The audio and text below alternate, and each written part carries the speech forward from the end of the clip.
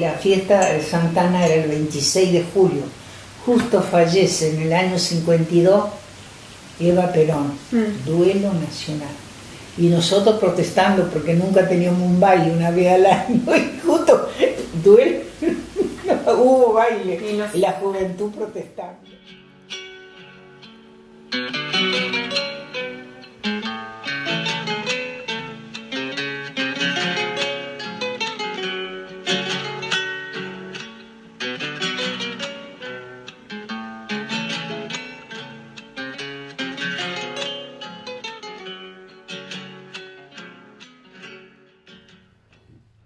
El 3 de mayo de 1930 nació, en la colonia del norte santafesino, Isabel María Cruz, la quinta de los 7 hijos de Doña María y Don Adiodato, la niña más pequeña de la casa y la más rubia de todas.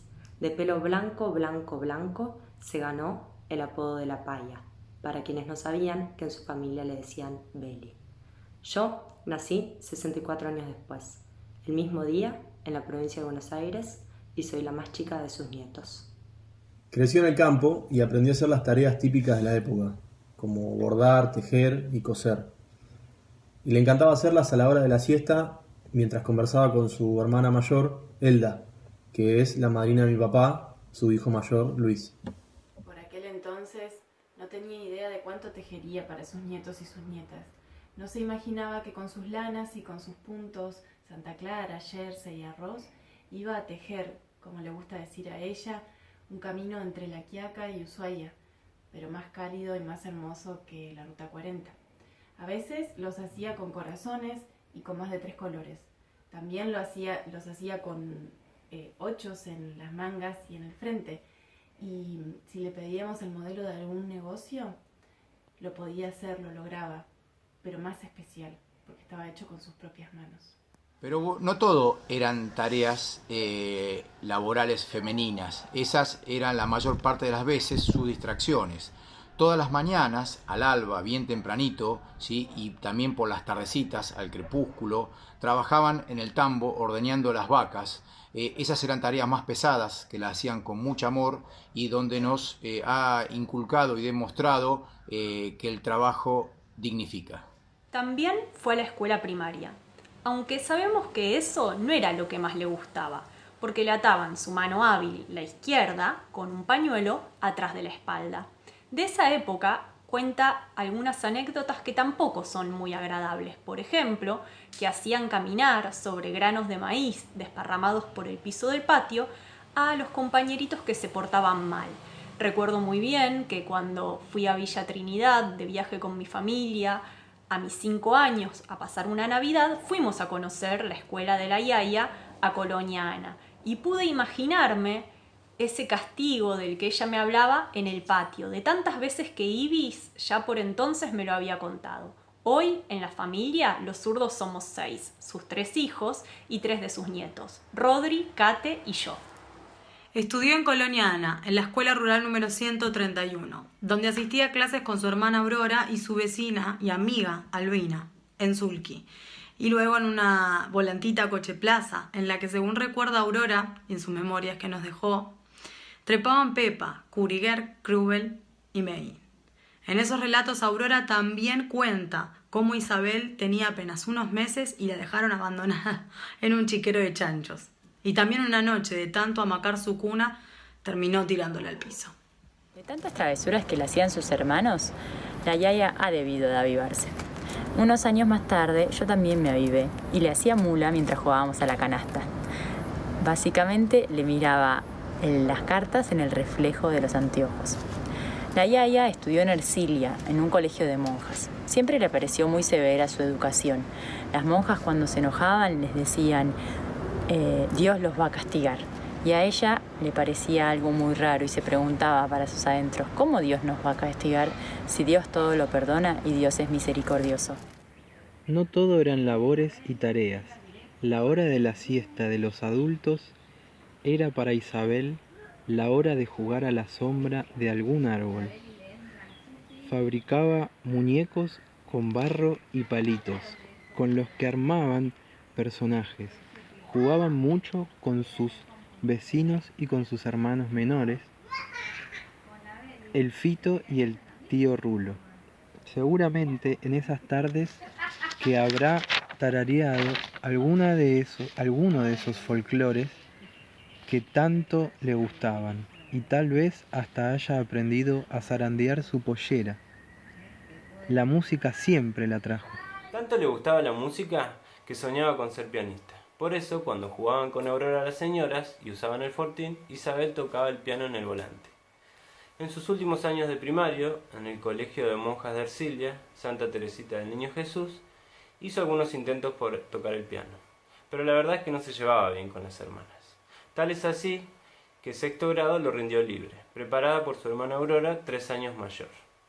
Por ese entonces no se imaginaba cuántos de sus nietas y de sus nietos, de sangre y de corazón, la deleitarían con su música. Hay una anécdota muy graciosa que cuenta la abuela de cuando ella era joven, tendría alrededor de 15 años, y viajaba en un tren, en una de esas tantas idas y venidas, y frente a ella iba sentada una señora, medio nariz parada, y bueno, pasó un vendedor ambulante vendiendo té, y la señora dudó en comprarlo. Finalmente le compra el té y se lo toma, y cuando lo termina la abuela le dice: ¿usted sabe que ese té lo hicieron en una media vieja? Bueno, otra anécdota que describe muy bien el carácter de mami es que a los 18 años ella quería aprender a manejar. Mi nono tenía una chatita que era para ir al campo a Santiago del Estero y un Fará que era el auto que usaban para ir del campo al pueblo, que lo manejaba la tía Elda, la mayor de las mujeres, la segunda hija de María y Deodato después de Toto. Mi mamá quería aprender a manejar y su hermana mayor no tenía tiempo. Como nadie le enseñaba, un día agarró el auto y salió sola. Empezó a dar vueltas al cuadrado, un potrero cercano a la casa. Entonces Elda salió corriendo. Isabel se asustó porque no podía frenarlo, hasta que terminó haciéndolo en una cuneta llena de barro. Estaba muerta de miedo porque pensó que su hermana mayor la iba a retar y era importante lo que decían y respetaban a los 2 hermanos mayores. Pero Elda tenía una debilidad por ella. Yo me llamo Marta porque era el segundo nombre de Elda. Me encanta esta historia porque es muy emblemática. Muestra las ganas de trascender y su desafío de una mujer de esa época. Como no tenemos tan buena memoria como Isabel, esto es parte de lo que sabemos de ella. Hay otras cosas que no son tan fáciles de transmitir con un relato, aunque en nuestra familia haya muy buenos contadores de historias, y la Yaya sea la principal apuntadora de su cuentista preferido, el Chiche. Aprendimos más de mirarla en detalle, de compartir con ella tarde de cartas y de mates fríos para que no nos quemáramos la lengua, y de mates azucarados para que pudiésemos pasar el trago amargo. De noches en su cama de cuentos y de ponerle queso rallado a los fideos para que se enfríen. De compartir hermosos momentos aprendimos, primero y principal, que si uno toma agua se oxida. De hecho, ella es una de las primeras tomadoras de vermut antes de que el vermut esté tan de moda como ahora. Como buena alemana, le gusta el queso y la birra. Como también tiene sus grandes refranes, como me pongo el pongo, me saco el poncho y me saco el saco, como cada vez que jugábamos a la canasta decía qué mala suerte tenía y que le tocaba una carta de cada país. En el culo sucio, si te tocaba el 1 de oro, te mandaba a lavarte el culo en el bidet. Y después ella es súper afectiva y a todo el mundo, aunque esté loco, le dice que es un loco lindo, porque le va a poner el tono bondadoso, y me encantaba cuando me decía que era una loca linda, y de hecho hoy en día lo uso y le digo a mis amigas más locas que están locas lindas. Y adopta a todo el mundo como familiar. De hecho, si ya es familiar y es sobrino, ella lo pone como hijo o como nieto para elevarlo de nivel amoroso y darle más importancia. Para homenajear tantos momentos juntos y tantas horas de cuidado, queremos contarle una historia. A ella le gustan mucho las leyendas. Vamos a contarle la fiesta en el cielo. Dice que todos los años iban las aves a una gran fiesta en el cielo. Una vez, cuando estaban preparando el viaje, el sapo los escuchó. Salió el cuervo con su guitarra, porque era guitarrero, Dejó un ratito la guitarra al lado y ahí fue el sapo y se metió en el hueco de la guitarra sin que lo vieran. El pájaro sintió un poco más pesada la guitarra, pero bueno, no le dio importancia. El pájaro llegó al cielo junto a todas las otras aves. Cuando dejó la guitarra por ahí, el sapo, sigilosamente, salió y se presentó ante los invitados.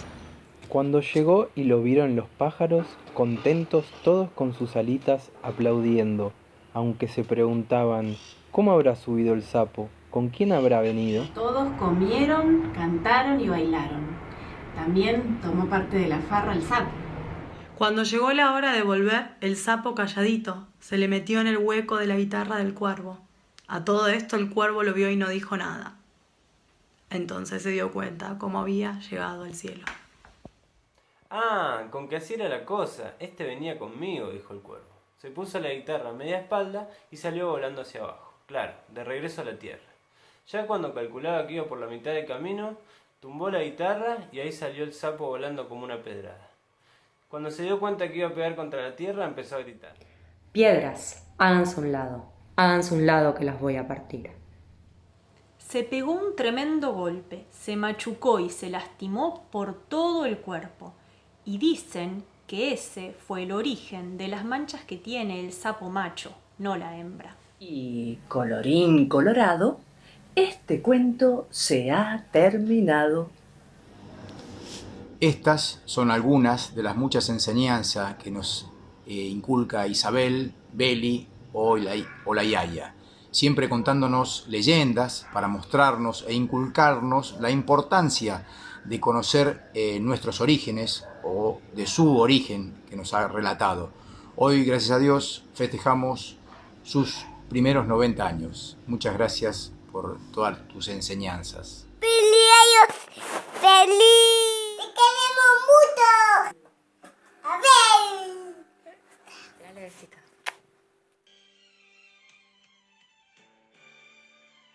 Hoy es 3 de mayo y mi amor cumple 90 años. Tenemos 63 años de casado. Le deseo mucha felicidad, mucha salud y que siga gozando de los nietos y los hijos. Un beso. Me emocioné.